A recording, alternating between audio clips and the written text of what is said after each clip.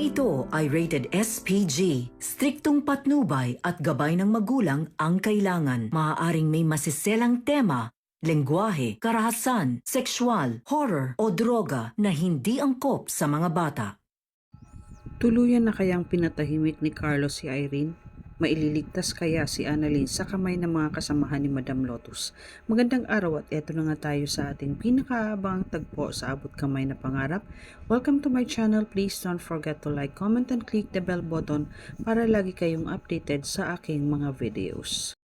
Samantala, sa bahay ni Carlos, natuklasan niya ang ginawa ni Irene kaya ikinagalit niya ito ng sobra, dahilan para mag-away sila at naging dahilan para maihampas niya si Irene at tumama ang ulo nito sa lamesa at tuluyan itong nawala ng malay.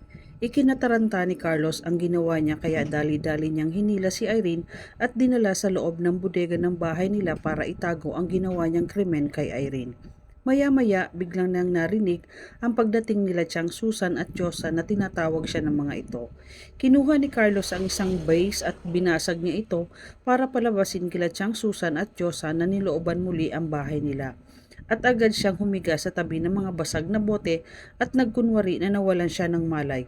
Ikinagulat naman nila Chang Susan at Josa nang makita nila si Carlos nakahandusay sa sahig na ipinag-alala ng dalawa kaya agad nila itong ginising. Umarte naman si Carlos na masakit ang ulo niya dahil sa pagkakahampas sa kanya. Naitanong ni Chang Susan kung ano ang nangyari sa kanya. Nilooban na naman ba kayo ng magnanakaw? Sabi ni Carlos na oo Chang, pero hindi ko namukhaan sila dahil bigla nila akong pinukpok sa ulo kaya nawalan ako ng malay. Sabi ni Chang Susan na kaya pala hindi ka namin makontak kanina. Tumawag kami sa telepono mo at may sumagot na babae, sabi may emergency operation ka daw. Napaisip si Carlos na maaaring si Irene ang nakasagot ng tawag ni Chang Susan. Naitanong naman ni Carlos kung bakit sila nagpunta sa bahay nila. Sabi ni Josa na Doc, kaya ka namin pinuntahan dito para sabihin sa iyo na hinostage sila Lynette sa loob ng kulungan ni Madam Lotus. Hindi naman makapaniwala si Carlos sa sinabi ni Josa kaya bigla itong napatayo. Ano? Hinostage si Lynette? Kaya sa sobrang pag-aalala niya kay Lynette ay gusto niya na itong puntahan pero pinigilan naman siya ni Chang Susan at Josa na huwag na munang pumunta dahil sa nangyari sa kanya. Dumito ka na lang muna, total na ando naman sila Michael at ang mga pulis at kung sakaling may balita kila Lynette tatawagan tayo ni Michael. Inutusan ni Chang Susan si Josa na ikuha ng yelo si Doc Carlos sa kusina para lagyan ng ulo niya. Biglang napasigaw naman si Carlos na okay lang ako, hindi ko kailangan ng yelo. Ipinagtaka naman ng dalawa kung bakit napasigaw si Carlos. Humingi naman ng pasensya si Carlos sa dalawa at maya-maya nagsabi ito na aakyat siya sa taas sandali para magpalit ng damit.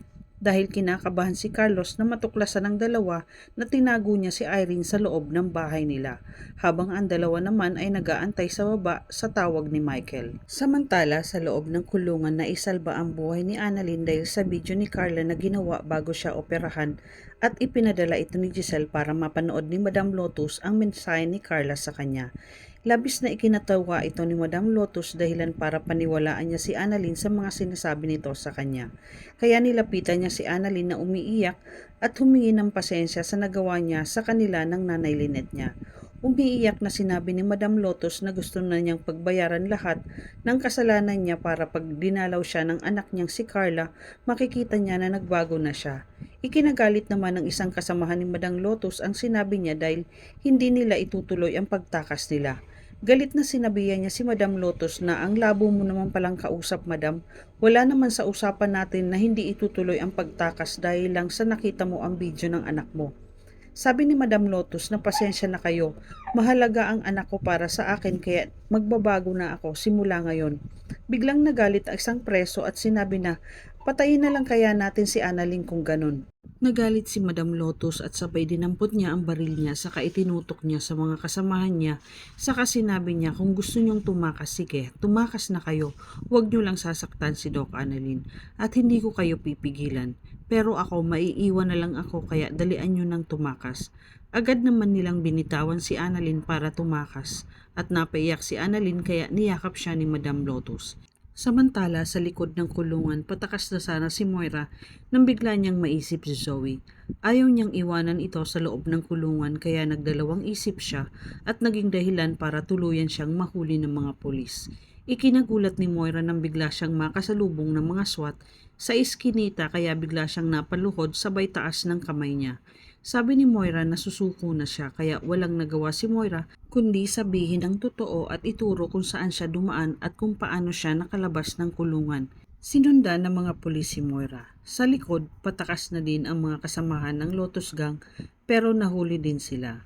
Habang si Annalyn ay nailigtas ng mga pulis sa kamay nila Madam Lotus at dinala na ang mga preso sa loob saka pinapasok na sila sa mga selda nila kasama ang Lotus Gang. Nakalabas na din si Lynette sa loob ng kulungan at agad nitong hinanap si Annalyn. Pagkakita ni Lynette kay Annalyn, agad niya itong niyakap ng mahigpit.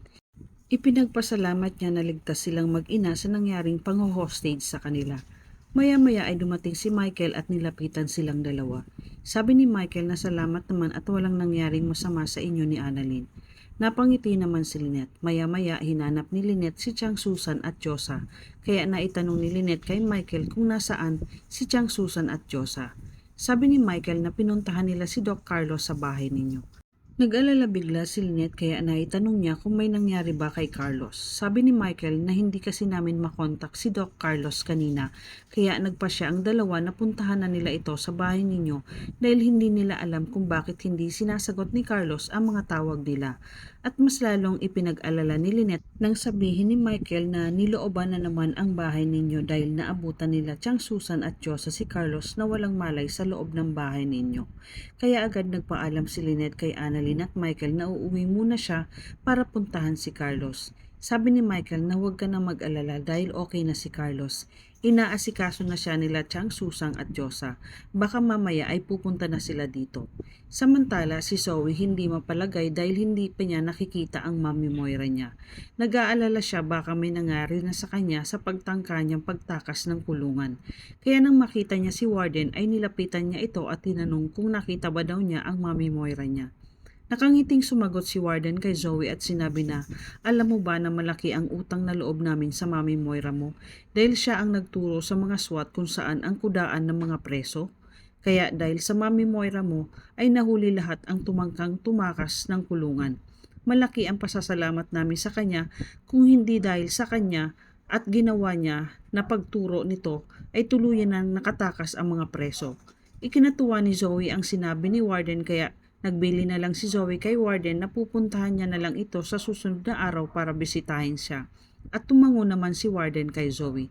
Saka ito nagpaalam kay Warden. Samantala sa loob ng selda, usap-usapan nila kung sino ang nagturo ng kudaan ng mga preso na sa SWAT. At nalaman nila na may tumulong dito dahil hindi naman basta-basta makakapasok ang mga SWAT kung walang nagsabi sa kanila. Ikinagulat naman ni Jingay ang sinabi ng mga kasama niya na may taong tumulong, habang si Moira tahimik na nakikinig sa usapan nila. Sabi ni Jingay, nako kung sino man siya, salamat sa kanya. Kaya lang malalagot siya kay Madam Lotus kapag nalaman niya na may nagturo ng kudaan nila. Nag-alala bigla si Moira dahil natatakot siya kay Madam Lotus pag nalaman niya ito na siya ang nagturo at baka mas lalo siyang pahirapan ito sa ginawa niya sa loob ng kulungan. Malaman kaya nila ang ginawa ni Carlos kay Irene? Tuluyan na kaya ang pinatahimik ni Carlos si Irene? Magkamalay pa kaya si Irene? Yan ang ating pakaabangan dito lang sa Abot Kamay na Pangarap. Huwag bibitiw at huwag kalimutan mag-subscribe. Maraming salamat po and God bless.